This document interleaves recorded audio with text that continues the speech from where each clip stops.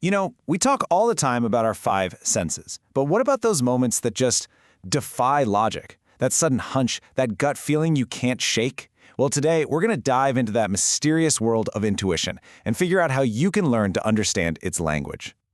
I mean, of course you have, right? We all have. It's that little voice, that instinct that tells you to turn left instead of right, or that unshakable feeling you get about someone you just met. It's a totally universal human experience, but it's one we rarely stop to actually understand. Exactly. We call it a sixth sense, and that's a great starting point, but honestly, it's a bit of an oversimplification. What if it's not just one big, vague sense, but a whole set of subtle perceptions, a whole new vocabulary that we can actually learn to tune into? So, first things first, let's build a framework for this. We're going to move beyond just calling it a vague feeling and start looking at a clear system that helps you make sense of your own intuition. And that system, well, it's built around what are known as the Six Clair Senses. Seriously, think of these as your personal map to your inner world. They're going to help you identify the unique ways you're already receiving all this intuitive information. First up is clairvoyance, which literally means clear seeing. Now, this isn't about seeing things with your physical eyes. It's about perceiving images, symbols, or little scenes internally. It can feel just like watching a mental movie playing out right in your mind's eye. Next, we've got clairaudience, or clear hearing. This is that inner voice that pops in and feels totally separate from your own train of thought, you know? It might be a single word, a name, or even a song lyric that just arrives out of nowhere. And then there's clairsentience, or clear feeling. Now, this is probably the most common one of all. It's that ability to walk into a room and just feel the mood, or to sense what someone else is feeling, as if it were your own emotion. And, because it's so tangible, you can actually feel it in your body, clairsentience often becomes the anchor sense. For a lot of people who are just starting to explore their intuition, this ability to feel energy is the first and most obvious doorway.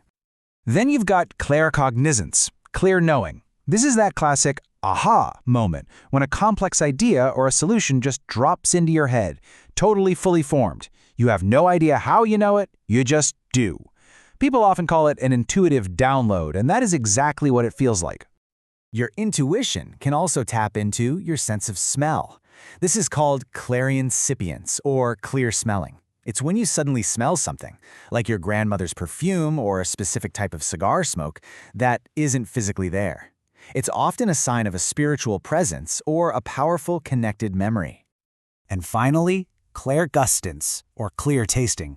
Just like with smell, this is when you suddenly taste a specific food or drink that's tied to a memory, or maybe even a message from a loved one, even though you haven't eaten a thing. Okay, so now we've mapped out all the senses. But knowing what they are is really only half the battle. The real question is, how do we actually hear them clearly? Well, it all starts with building a really strong internal foundation. This metaphor just captures it perfectly. Your intuition isn't something you need to go out and get. It's already broadcasting 24/7. The real work is learning to quiet the static, all the noise from our own busy thoughts, our emotions, our daily stress, so we can actually hear the signal that's already there. So how do we quiet that noise? It comes down to these four pillars of stability. First, we need emotional balance, so our own strong feelings don't color the message. We need mental clarity, so our monkey minds can actually pick up on those subtle whispers. Moral grounding is about making sure we use these insights with integrity. And finally, spiritual alignment just strengthens that connection to our higher guidance. All right, now for the fun part, the practical stuff. Once you have that foundation, what can you actually do to start tuning in more clearly? Let's get into some actual exercises. You really can train each sense.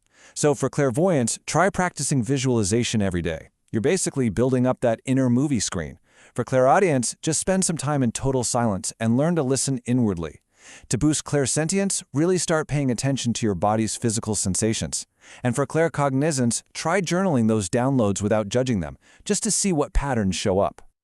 Of course, there are broader things you can do too. Meditation is huge for quieting the mind for all your senses. Energy work can help keep your system balanced, and basic spiritual hygiene, like grounding yourself, keeps your channels clear. Oh, and here's a great tip. Figure out which clair already feels like your strongest and start there. It'll build your confidence like crazy. Now let's pull this all together. because the biggest breakthrough you can have in developing your intuition isn't about learning a new skill. It's actually about making a huge shift in your perspective. See, the biggest misconception out there is that intuition is some kind of special power you have to go out and acquire. But the core insight, the actual truth, is the exact opposite. It's not about getting something new, it's about unearthing something you've had all along. This right here is the most important takeaway. These abilities are not reserved for a select few. They are an inherent, natural part of who you are, already deep inside you, just waiting for you to rediscover them. So you see how it all fits together now? The clairs are your natural senses, your birthright. The pillars of stability create that calm inner space, and the daily practices are like exercise that strengthens these dormant senses, allowing them to finally come to the surface with real clarity. So, I'll leave you with this one question. Now that we've gone through all 6, which one is whispering to you first? Is it a feeling, a knowing, a picture in your mind, or a sound? Pay close attention to that. That's your starting point. That's the first whisper from your own deep, innate wisdom.